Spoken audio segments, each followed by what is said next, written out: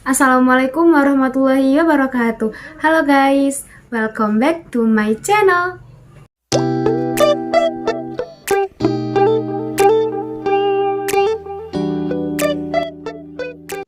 Hello everyone, perkenalkan nama saya Isnaini Haryusriyah.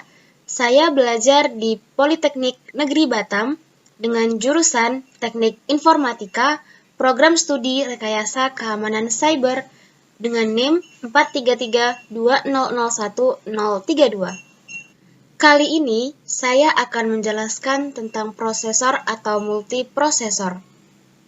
Seperti yang kita tahu, prosesor atau mikroprosesor adalah sebuah perangkat keras yang menjadi otak sebuah komputer, dan apabila PC tanpa prosesor, maka PC tidak dapat dijalankan. Prosesor mengalami perkembangan mulai dari generasi 4004 mikroprosesor yang dipakai pada mesin penghitung Busicom sampai dengan Intel Quad Core Xeon. Perkembangan prosesor diawali oleh prosesor Intel. Pada saat itu, hanya satu-satunya mikroprosesor yang ada. Tetapi, pada saat ini sudah banyak beredar prosesor dari produsen yang lain, sehingga user sudah bisa mendapatkan prosesor yang beragam. Sedangkan, multiprosesor sendiri adalah sistem komputer dengan dua atau lebih CPU identik yang membagi akses secara penuh kepada common RAM atau share memory multiprosesor. Dengan pengertian lain, dukungan sebuah sistem untuk mendukung lebih dari satu prosesor dan mengalokasikan tugas kepada prosesor-prosesor tersebut. Kemampuan eksekusi terhadap beberapa prosesor perangkat lunak dalam sebuah sistem secara serentak. Yang pertama, saya akan membahas tentang teknologi terkini pada brand prosesor seperti AMD dan Intel. Prosesor yang pertama itu ada Intel. Di sini saya memakai contoh Intel generasi 11, yaitu generasi terbaru dari prosesor Intel. Intel resmi merilis prosesor Intel Core generasi 11 yang diberi nama Tiger Lake. Prosesor terbaru ini didukung dengan grafis Intel Iris Xe, mempercepat 20% untuk office productivity, dan mendukung pengeditan foto 2,7 kali lebih cepat dan video 2 kali lebih cepat dari sebelumnya, memberikan kinerja dan daya tanggap yang luar biasa. Intel Core i7-1185G7 diklaim unggul dari semua hal yang dibutuhkan, mendukung grafik 96, mendukung frekuensi dasar 3 GHz, peningkatan inti tunggal 4,8 GHz, dan peningkatan keseluruhan hingga 4,3 GHz.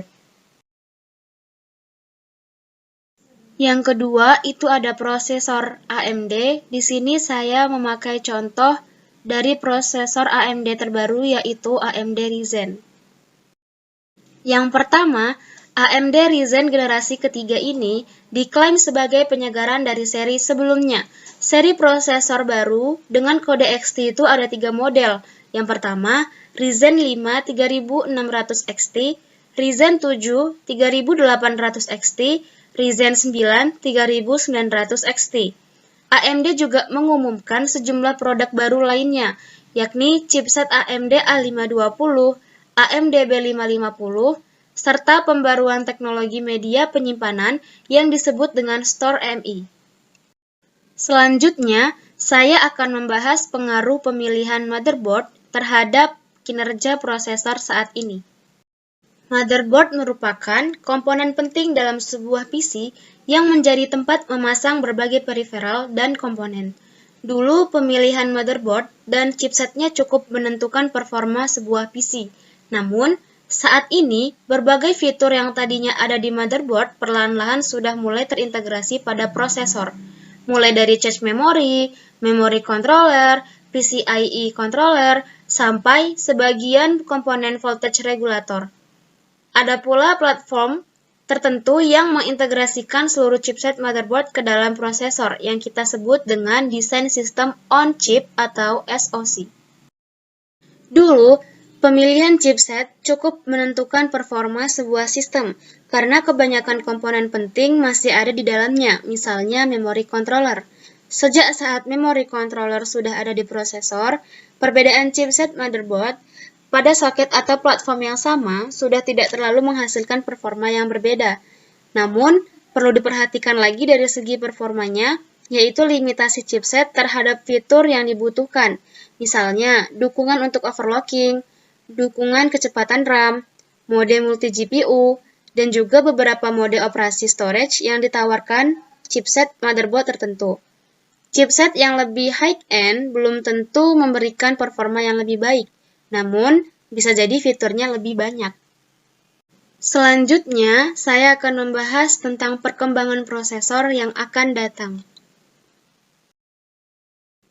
Sesuai dengan jenisnya, prosesor ini didesain oleh Intel untuk diaplikasikan ke dalam notebook.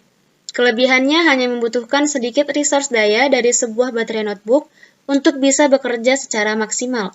Baterai notebook akan tahan lebih lama, namun tentu kinerja yang didapatkan akan lebih maksimal dibandingkan dengan prosesor Core Duo dengan Core prosesor Yonah. Terdapat 6 perbedaan prosesor dari generasi ke generasi. Yang pertama, ada perbedaan clock speed. Yang kedua, perbedaan besar chain size. Yang ketiga, banyaknya core dalam suatu prosesor. Yang keempat, prosesor baru atau generasi ke-8 lebih sedikit mengkonsumsi daya listrik. Yang kelima, ada arsitekturnya lebih baik. Dan yang terakhir, perbedaan pada banyaknya bus sistem dan bus address. Buat yang ingin tahu lebih dalam, saya tampilkan source-nya di bawah ini ya teman-teman. Mungkin segitu saja yang dapat saya sampaikan kepada teman-teman semua. Semoga bermanfaat ya. Saya juga punya blog loh teman-teman. Jadi buat kalian jangan lupa ya mampir ke blog saya. Nanti saya kasih linknya di deskripsi. Jangan lupa komen, like, and subscribe ya teman-teman. Saya Isnaini Hariusriah pamit undur diri. Assalamualaikum warahmatullahi wabarakatuh. Dadah.